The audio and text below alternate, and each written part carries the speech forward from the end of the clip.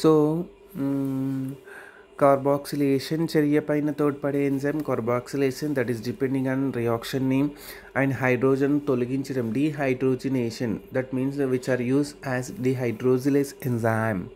Next isomerization isomers which means which are showing similar character to the outside not internal structure. I am telling only outer. That is the best example for glucose and fructose in between which are used as isomerase enzyme. So ఆక్సీకరణకు తోడ్పడేటువంటి enzyme that is oxidase. Next పాస్పారిలేషన్కు దోహదపడేది enzyme phosphorylase enzyme. Okay, C next one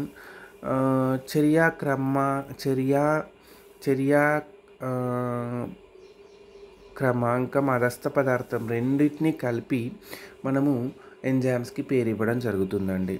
for example malate ఆక్సీకరణలో పాల్గొనే enzyme. Malate means అది common అదస్థ పదార్థం, ఆక్సీకరణం కాబట్టి డీహైడ్రోజినేజ్. Okay, malate డీహైడ్రోజినేజ్ enzyme ఉపయోగపడుతుంది. ఓకే, నెక్స్ట్ సిట్రిక్ ఆమ్లము తయారీలో పాల్గొనే enzyme citric synthetase. Okay, and synthetase is nothing but ATP synthesis అనేటువంటి అంటే ఏటీపీ అంటే సంశ్లేషణ జరుగుతుంది. ADP plus phosphate gives rise to ATP. Next one pyruvic ఆమ్లం తయారీలో పాల్గొనే enzyme that means the pyruvic kinase. Okay, so ఈ విధంగా పైన చూపించినటువంటి వివిధ రకాల ఎంజైమ్స్ పేరును చివరన ఏజ్ అని చేర్చడం జరిగింది. ముఖ్యంగా అదస్థ పదార్థాన్ని మరియు చర్యా విధానంను బట్టి మరియు అదస్థ పదార్థము మరియు చర్యా విధానం రెండింటిని బట్టి కూడా మనకు ఎంజైమ్స్ పేరు పెట్టడం జరిగింది. నెక్స్ట్ ఓకే, సో ఎంజైమ్స్ వర్గీకరణ. ఇప్పుడు that means the classification of enzyme. రసాయన చర్యలపై గల ఎంజైమ్ల ప్రభావాన్ని అనుసరించి మనకు అంతర్జాతీయ జీవ రసాయన శాస్త్రజ్ఞుల సంస్థ means IUBC means international union of biochemistry వారు ఎంజైమ్స్ని ముఖ్యంగా మనకు 6 రకాలుగా విభజించడం జరిగింది లేదా 6 తరగతుల వర్గీకరించారు. అవి according to IUBC means international union of biochemistry the enzymes are classified into mainly 6 classes. Then first one oxido reductase and second one ట్రాన్స్ఫరేజ్లు అండ్ థర్డ్ వన్ లయేజ్లు and fourth one hydrolase and fifth one isomerase and sixth one ligase and synthetase. Okay, first one I am going to discuss about the first one, that is oxidoreductase. Okay, ఈ enzymes ఆక్సీకరణ క్షయకరణ చర్యల్లో పాల్గొంటాయి. Okay, that means which is called as oxido and reduct. Oxido means ఆక్సీకరణ, reduction means that is nothing but క్షయకరణ. అందుకే వాడు ఏమంటున్నారంటే ఈ ఎంజైమ్స్ ఆక్సిడోరిడక్టేజ్ ఎంజైమ్స్ అనేటువంటివి యూజువల్గా క్షయకరణ చర్యల్లో పాల్గొంటాయి.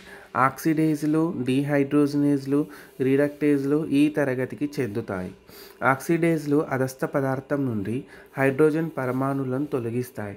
తొలగించినటువంటి హైడ్రోజన్ పరమాణులను ఆక్సిజన్కి అందించి ఈ నీటిని ఉత్పన్నం చేస్తాయి. Example cytochrome oxidase. ఓకే, అంటే ఏంటంటే ఒక వాటర్ అణువు ఉత్పత్తి కావడానికి ఒక రియాక్షన్ ఉంది. ఆ రియాక్షన్లో AH2 plus O2 gives rise to A plus H2O అనేటువంటిది ఏర్పడుతుంది. ఇందులో మనకి ఏంటంటే ఆక్సిడోరిడక్టేజ్ ఎంజైమ్ ఉపయోగపడుతుంది. ఓకే, అదేవిధంగా ఇంకొకటి ఎగ్జాంపుల్ ఇవ్వడం జరిగింది. డీహైడ్రోజినేజ్లు ఒక అదస్థ పదార్థం నుండి హైడ్రోజన్ పరమాణును తొలగించి మరి ఒక అదస్థ పదార్థంకు మార్చుటలో సహాయపడతాయి. ఉదాహరణకు ఆల్కహాల్ డీహైడ్రోజినేజ్, సక్సినిక్ డీహైడ్రోజినేజ్ అంటే సక్సినిక్ ఆమ్లము plus FAD plus gives rise to fumaric ఆమ్లము ప్లస్ FADH. ఇందులో మనకి ఎంజైమ్ ఏంటంటే సక్సినిక్ డీహైడ్రోజినేజ్ ఎంజైమ్ అనేటువంటిది ఉపయోగపడడం జరుగుతుంది. Then second one ట్రాన్స్ఫరేజ్లు.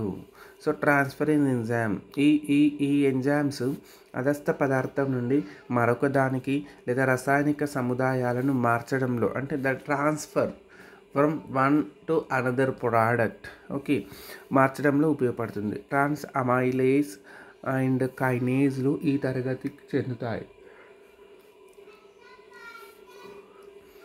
ట్రాన్స్ అమైనేజ్లు ఒక అదస్థ పదార్థం నుండి అమైనో సముదాయంను వేరు చేసి మరొక అదస్థ పదార్థంకు మారుస్తాయి. ఉదాహరణకు గ్లూటామిక్ ట్రాన్స్ అమైనేజ్ ఓకే.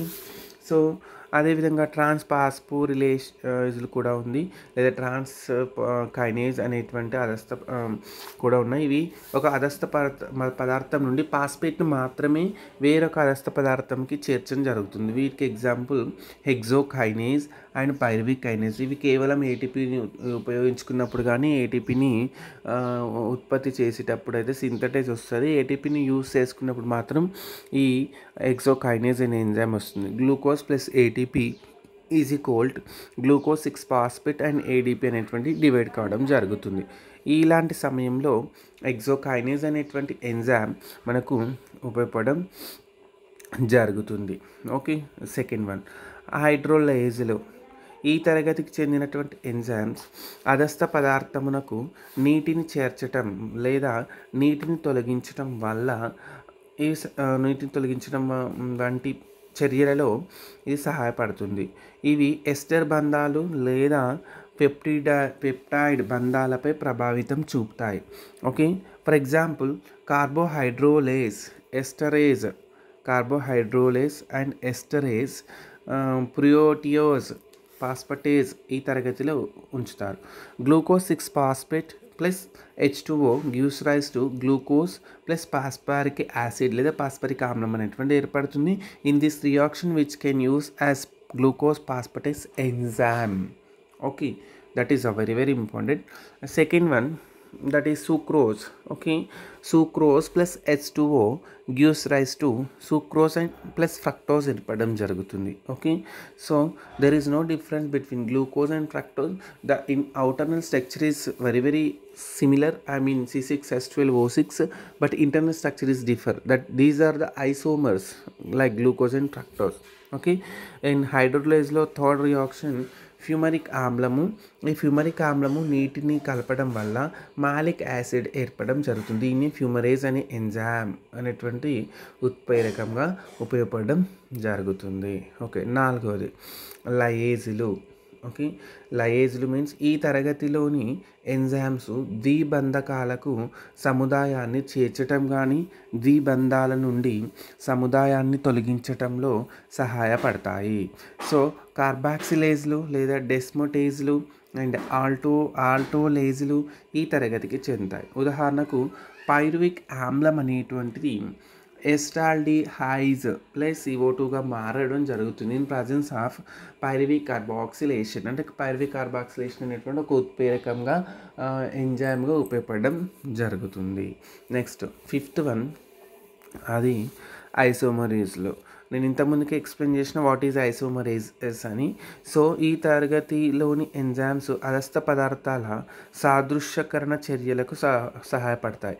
ఐసోమరేజ్లు, ఎపిమరేజ్లు, రేసియోజ్లు ఈ తరగతికి చెంది. For example glucose six phosphate and fructose six phosphate both are which are having phosphate at the position of the 6 carbon. Okay, but the glucose C6H12O6 and fructose also C6H12O6. I mean external structures are similar but internal structures too different. Why? Because in glucose which are having aldehyde group and fructose which are having ketone group. That is the main difference between glucose and fructose, which is called as these are the isomers.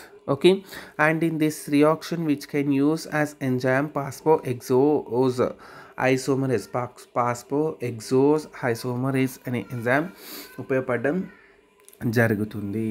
Next the last but least that is called as ligase or synthesis enzyme. Okay, so ligase and synthetic enzyme, ఈ ఎంజైమ్లు రెండు యౌగికాల మధ్య means carbon carbon or carbon nitrogen or carbon sulphur or carbon oxygen వంటి బంధాలను ఏర్పరచడంలో సహాయపడతాయి.